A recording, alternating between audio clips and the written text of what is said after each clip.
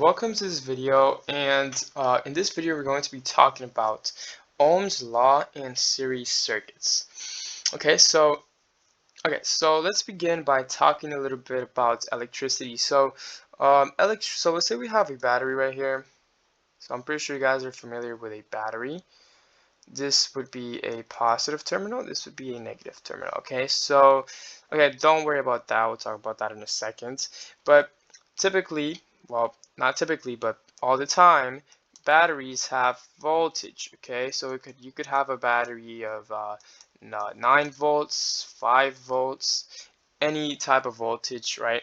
um, and just think about voltage as kind of like the pressure in a water hose. So how fast you're pushing uh, the electricity. So now let's think about electricity. So in Ohm's law, we're introduced to voltage, current, and resistance. So current is the flow of electrons. Okay, so electrons is basically what produces electricity. So electrons are super important. I'm talking about electricity. So basically the current is, so just imagine kind of like like a wire.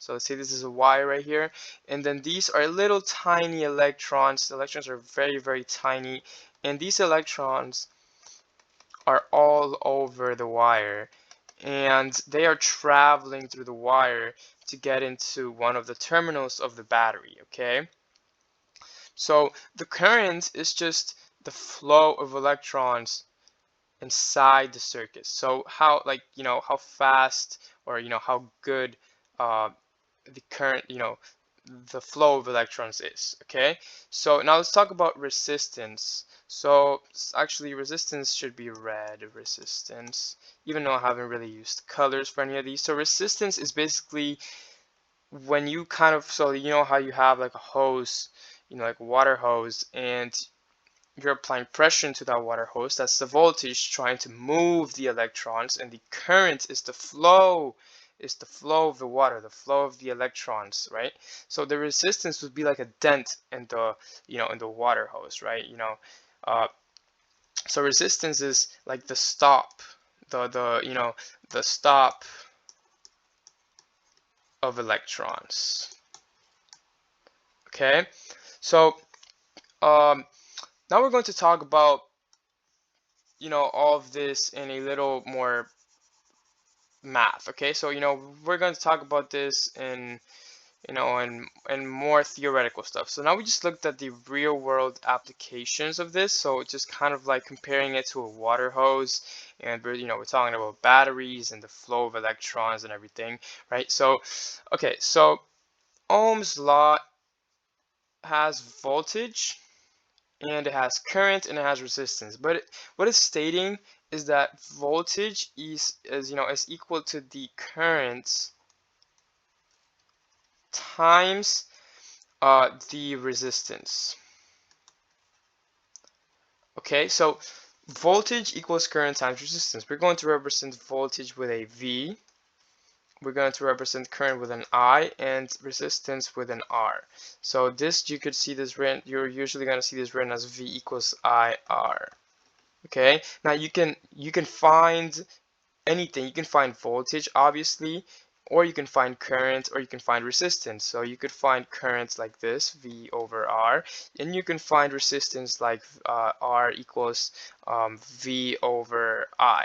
Okay, so if you just do some math, you'll be able to find these. Okay, it's not that hard. You just divide the R on both sides, and you get this one, and you divide the I, and you get this one. Okay, so this is how you find these. So I want you guys to notice that I and R, so the current and the resistance, kind of have an inverse relationship. So you see, when the current is here, the resistance is here, and then when the when the resistance is here, the current is here, right? So what this means is that they're kind of like the opposite of each other, right? So the current is the flow of electrons, the resistance is kind of like the stop of those electrons, right? So think about it like voltage, so equals the, so as the as the current goes up, the resistance goes down, and as the resistance, or as the, my bad,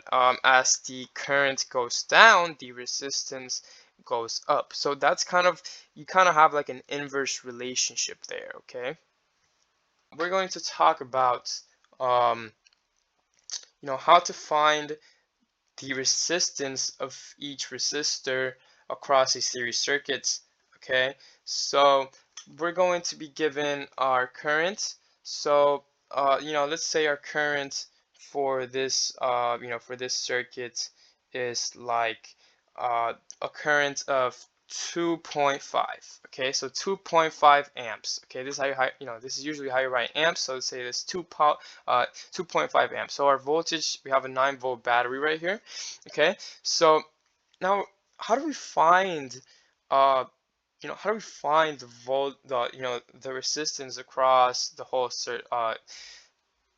the resistance of each resistor in the whole circuit, right? So we're going to do this little table. Actually, this table, this is going to take a lot of space, so I'm even going to switch to a smaller size here. So we're going to make this table, and this table is going to be R total equals let me actually make this a little lower on the screen. So R total, this is R total equals I total equals, and then we're gonna have V total equals. Okay, so we know that our V is 9, our V total is 9 for sure, right? Our current is always the same, right? So this is 2.5. This is what we're given. We're given the voltage and the current, and we're trying to solve for the resistance. Now we can easily solve for the total resistance, right? You just do V equals IR, and you get R equals V over I, and you get 9 divided by 2.5, which should give you the total resistance of this circuit hold on, it's going to be 3.6. So the total resistance for the circuits is it's a resistance of 3.6. Okay, so now we're going to calculate this whole thing, or not this whole thing. We're going to calculate the resistance across each of the resistors. So R1, R2, and R3. Okay, and then we're going to do I1, I2, and I3, even though the current stays the same. But this is going to be better for visual, right? We're going to keep our design constant, okay? So we're going to do V1, V2, and V3. So this is going to be the voltage drops, right? So, the voltage for each of the resistors, okay? Remember, voltage changes in a series circuit, okay? So 3.6 times 2.5 gives you 9, okay? So we know that the current stays the same. Okay, so that's going to mean that this is 2.5, and this is 2.5, and this is 2.5.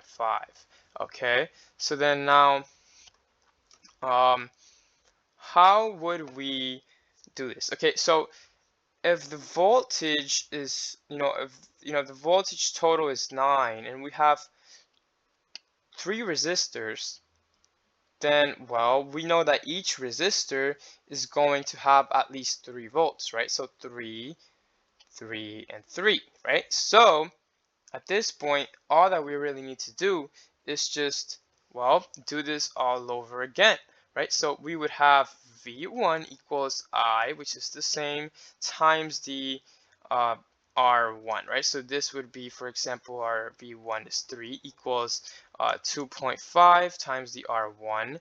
So then 2.5 divided by 2, so 3 divided by 2.5 would give you a resistance. So resistor 1 has a resistance of 1.2 ohms. Okay, so 1.2.